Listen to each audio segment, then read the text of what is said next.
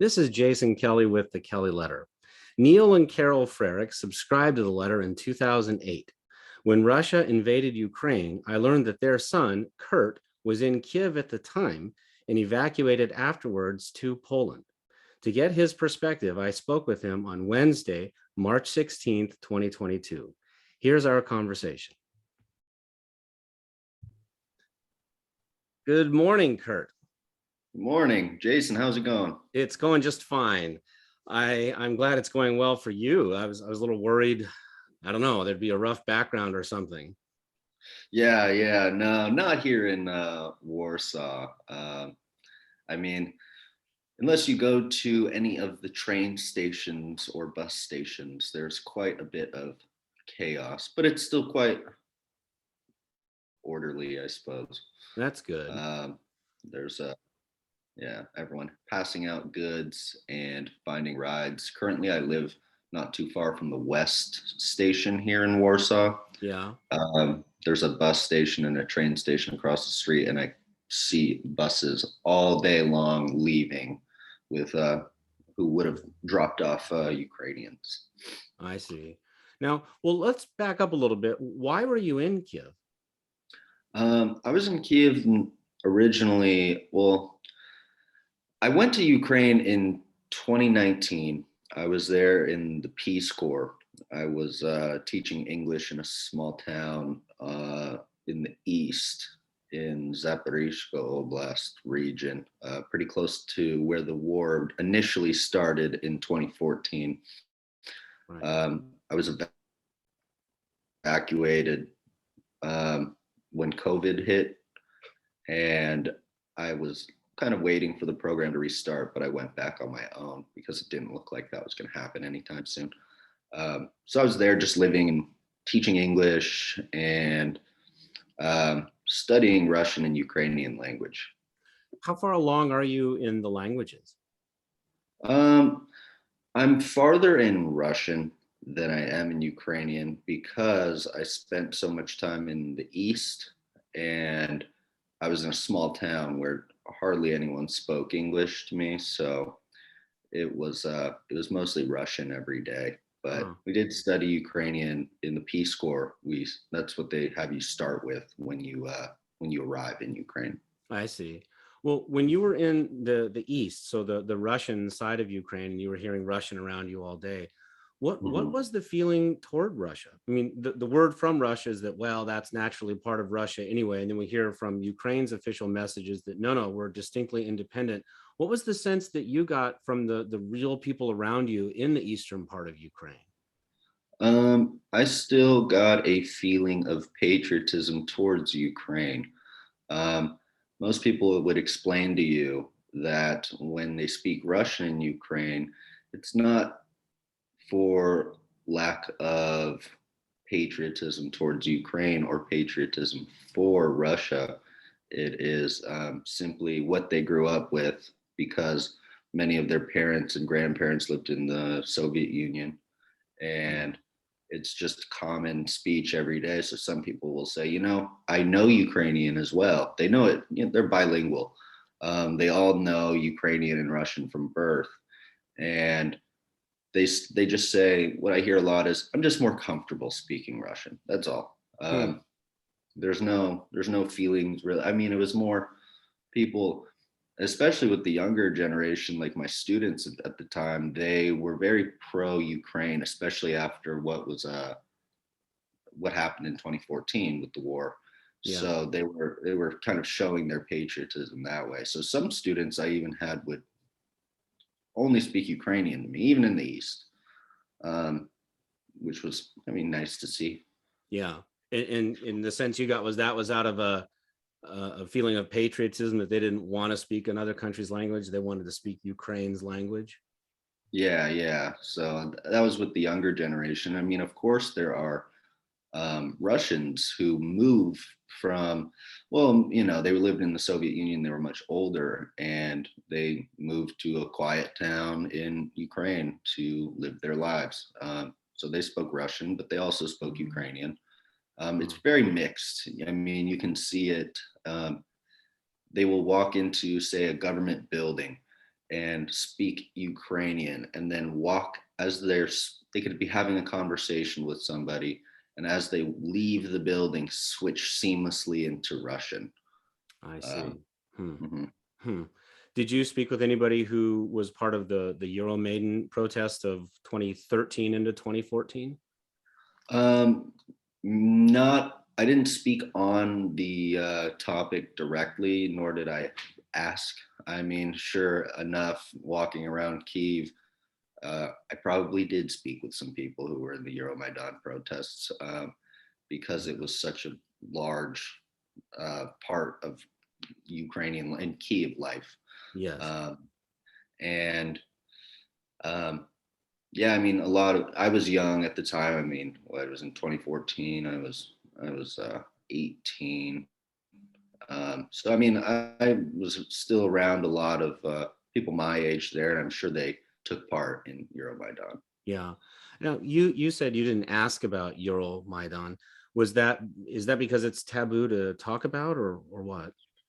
No, no. I'm sure people would happily explain it to me. What The reason I didn't talk about it was because even with the war going on in the East and the tension with Russia building up to the current war now, Yeah. um, life was normal there, and people didn't talk about things. They were very just just wanted to talk about how I was feeling living in Kyiv, Hmm. or oh, that's so interesting from there, or they would tell me what part of Ukraine they were from, and we would, I mean, I had friends all over, because of Peace Corps. They sent people to different regions, so I knew all the regions, and I just wanted to ask them questions about their home city or stuff like that, and I wanted to learn more about Ukraine that way, more people approach to Ukraine rather than um, you know the Yeah. events. Yeah. Sure. Okay. When the buildup to the war was happening, let's say January, even December, but as it was building up, I kept reading in the news that people in Kiev were living normal lives. They were going out to drink on a Friday night and so on. And some of them were even saying to the news, "Here we go again. This is nothing new. The world is freaked out, but we've seen this dozens of times." Is that what your experience was there in the lead up to the invasion? Yeah, absolutely.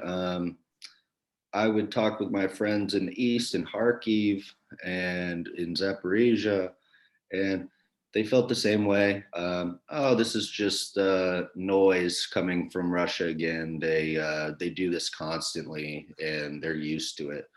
Um, yeah, I mean, truthfully, life had not changed even the day on the 23rd before the invasion. It was life as normal. I mean, I think I stopped at a bar to see my friends there.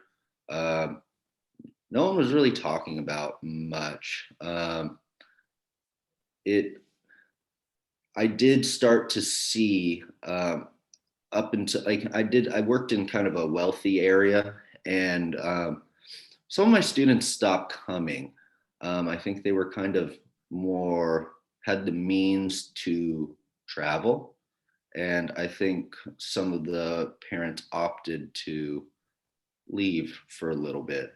And I remember distinctly on the last day before the war, I was walking to work, and there's just one main street where everyone lives on in that district, and I was seeing some cars filled with people's belongings, and that was kind of like, huh, okay, uh, maybe this is kind of serious, and Right. that was kind of the only thing that kind of triggered it. But I remember the day before, all of my students, especially my high school students, they were talking about it, and I was talking about it with colleagues, whereas previously, 2 days before the war, no one was talking about anything. Hmm.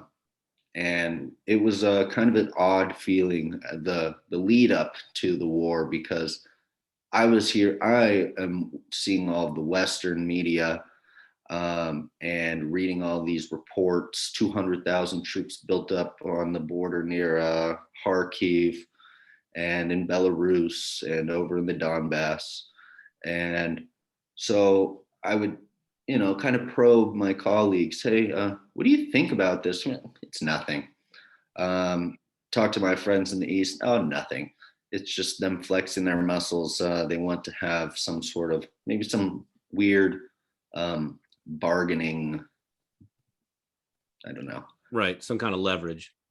Yeah, some sort of leverage with the international community for Russia to get what they want or something like that. Did you personally start making preparations to evacuate? No, I mean, I was planning on staying until I saw how serious it was. I mean, so that's why. I mean, people were the people who said, "Oh, it's fine," and that it's just Russia flexing. They said, if there's a war, it'll stay in the Donbass. It'll stay in the east there where it has been going on. I mean, because that was another talking point of Ukrainians was that, oh, the international community is making this seem like this is some big war. We've already been at war since 2014, is what they would say. It's nothing new. There has been a war. This is not starting a war. This is just the continuation of one on a much larger scale. But most people thought, no, it'll stay in the East and it'll be fine here. That was more of the um, I don't know, sort of that was the difference. Most people held the view nothing's going to happen, but the select few that said, yeah, I think they might invade, um, said it'll stay in the East. So I had prepped, started buying food, canned food, and water and stuff like that in case I needed to live without power or gas for a little while, um, which is some of my colleagues had done as well. Um, and yeah, that's all I'd really done until everything happened. I just left. Yeah. Was Uh, it hard to leave? I mean, of course, I really did not want to leave. I mean, I had to evacuate for COVID the first time around in Ukraine, and now after being there for another 6 months, I was ready to stay. And so I just, packed one bag, threw all my stuff in it, and headed to the train station. Got on a bus there, and made it in I think 24 hours to Poland. Oh, Is a massive country. Um, yeah, I mean, I used to take the train from the east to Kyiv, and you'd take a nice 12-hour overnight train. I see. Huh. Well, Mhm. it's good that you could get there so easily. There weren't checkpoints or some other kind of obstruction. No, not yet. I mean, now everywhere you go, I think there are multiple checkpoints just entering Kyiv because there's large fighting right up in the northwest region near Yeah. Irpin and Bucha. Yeah. I've read that the latest figures are that Poland has welcomed over 1.8 million refugees now from Ukraine, which is more than twice the 1 million, almost twice the 1 million authorities had expected, and that Poland's population as a result is up by 4.8%. Do you feel that crush of people around you? You mentioned it was busy at the station. Beyond the transit points, does it feel really packed with Ukrainians now? Um, yeah. I mean, it depends on what part of the city you're in. When I first got there, when I first got to Warsaw, I just booked an Airbnb as quick as I could. I was still on the bus and needed a place to sleep that night. And I was in the center. And now when you walk around the center, I hear more Russian and Ukrainian language than I hear Polish right now. Wow.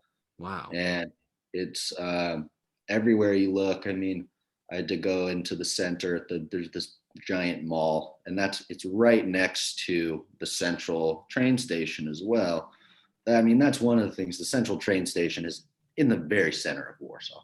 Hmm. And I hear Russian everywhere. I went with a colleague of mine who she had got out of, she lives in the West. She was there for a little while when the war started, came over to Warsaw. And so I was with her and she was kind of shopping for some stuff. And every store you'd go into, just Russian language, Ukrainian language. Hmm. You hear it everywhere. Yeah. It's Yeah. wild. I mean, but there's also there's a population of Ukrainians who live here as well. I mean, Sure.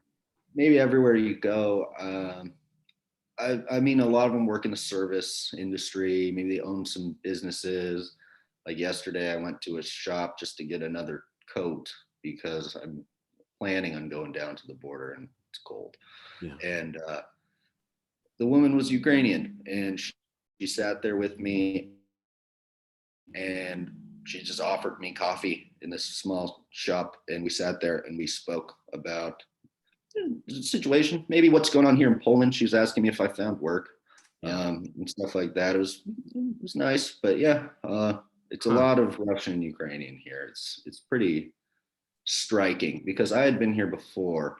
Um, After a trip to Russia, I'd come to Warsaw. Me and my friend were kind of traveling around Europe on our way back from Russia, and did not hear Russian or Ukrainian. I recall.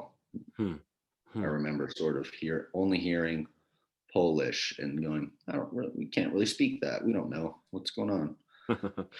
When you speak with people around you now, is it a feeling of, oh my gosh, this is going to drag on, this is the big one that we thought wasn't coming, this is going to go for a long time? Or are people still under the impression that this is going to wind down pretty soon? The prime minister of Poland is currently in Kyiv. President Zelensky is in talks with Russia, and so on. Do people expect this to drag on, or do they get the feeling it's going to be over fairly soon? No, I get when you talk to Polish people, they have they kind of have this feeling that it's going to drag on and this kind of dread around the situation, maybe, Um, but when I talk to all my Ukrainian friends, they're very optimistic still. They think they'll be returning home shortly. The people who are still there in Ukraine expect the same thing, that the war will finish up soon and they can get back to cleaning up and rebuilding Yeah. Ukraine. Yeah. I suppose if Ukraine wins this decisively, it would keep it safe for quite a while. It'd be nice to be fully established as a sovereign state, not to be messed with again, wouldn't it? Yeah, it would be nice. I mean, I think that is what most people are hoping for. But at the same time, I sort of have a feeling that many Ukrainians just want the violence to stop. Sure. Yeah. I mean, I think with everything that had happened in 2014 up until now, um, they're kind of sick of it. I mean, I think that's why life was so normal, because they're so used to the war going on, and you can't possibly think about it all day, every day Yeah. for 8 years. Uh, it's just not Yeah. not conducive to a life that you can live. Yeah. Well, that's totally understandable. I I I wonder what are the efforts going on right now? For example, what are you doing to help Ukrainians? I heard that you're assisting some that are already in Poland. Is that still ongoing? Yeah, so I mean, right now, what I'm doing is I'm taking phone calls from Ukrainians coming across, and I am translating for whether they need whatever they need. And you kind of put it into a system here, and it's connected with these big organizations who are offering help. Um, and it's do they need housing? Do they need transportation? Do they need medical support? Um, and stuff like that. I mean, it's pretty great to see here in Poland. There's so many people who are just doing what they can, donating, picking up food and supplies. I mean, there's a giant tent outside of both railway stations. I think there's another one too, but I've only been to the west and the central. And people are coming and donating whatever they can. People are donating their time. There's popped up kind of these help centers all around the city where the Ukrainians can stop in, they can get tea, they can charge their phones, they'll sit there and make calls and figure out what they can do to Yeah. help them. I mean, I was in my Airbnb, because I booked it for maybe a week. I thought, oh, this will be over in a week. And had an extra room. So I just called around to my friends in Ukraine, and lo and behold, I got a phone call. It said, hey, I'm in Warsaw. We saw that you had a place. I said, yeah, come over. You guys can stay. It was a mom, a daughter, and their 20-year-old dog and a cat. And they said, yeah, you stay here as long as you need. Well, as long as my booking is for, and then see if we can find you another place. Yeah. Are you in that booking right now as we speak? Is that the place? No, I left that one. Now I'm on the outskirts of Warsaw, not the outskirts, maybe a couple miles from the center. And I'm now just living with a host here. Oh. And she also just before, because this seems to be a transfer point for many people, Warsaw. Like I said, I met with my friend. She was just here for a few days before she met with family in Spain. And many Ukrainians, it seems, they're using this as a transfer point. Some are, of course, staying because they want to be as close as they can to Ukraine. But many people are staying here as like a transfer point between maybe they're going to go to Germany or many different places here. I see. And so she was the booking I have now. She just posted, I think, a mom and daughter as well. And then they moved on. But now what we're seeing is a lot of people from the international community coming to help. So I booked this one again. She extended it, and she's very nice and kind of offering me some support, like trying to give me some special deals with Airbnb because I don't know. So, but she was seeing that people were trying to book this place, and they were saying that they were coming to go do some translations on the border, help teach, and one guy was coming to just meet a grandparent to drive them somewhere. And so it now seems that, there's still, hundreds of thousands of people coming across and coming into Warsaw. But now we're starting to see an influx of people coming to Warsaw from the west to go head towards the border to help. I see. Wow, that's wonderful to hear. And just the outpouring of support has been good to see. I personally wish that NATO was a little more involved to help out poor Ukraine against Russia, but at least the humanitarian side has been uplifting. Yeah, true. I think so. I think, I talked to Polish people here, and they say it's just, they say that they're proud to be Polish now, that they're seeing such a help towards, a willingness to help towards Ukraine, because they said usually people are quite cold. And they said, and I haven't really found that the last time I was here, but the Polish people I talked to said that, yeah, they're kind of proud to be Polish now, and there's seemingly a much kinder attitude than maybe what was just 20 days earlier, before the war. Yeah, that's good to hear. And I hope that some lifelong friendships come out of this. At least some good can come out of this awful situation. Yeah, I agree. Yeah. Is there anything you'd like to add? Something you'd like to say to my audience that we didn't get to? I don't really know. Okay, that's not fine much, too. not much of a speaker. Go ahead. I'm just saying I'm not much of a speaker.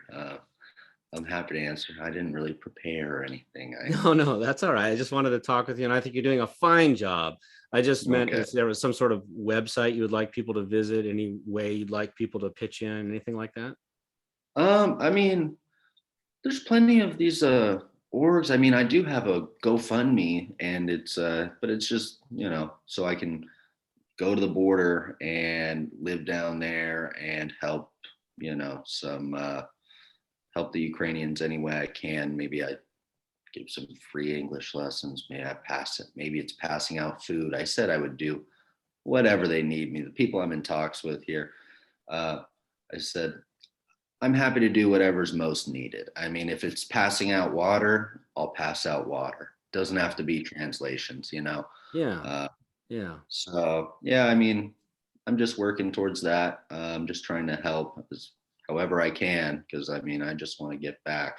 Yeah. Everyone in Ukraine has been so nice to me, so great to me there. I've found nothing but warmness, and I'm still talking to everyone out in the east and in Kyiv, and I just hope that they stay safe. I'm just worried about my friends, my students. I'm just trying to give back however I can.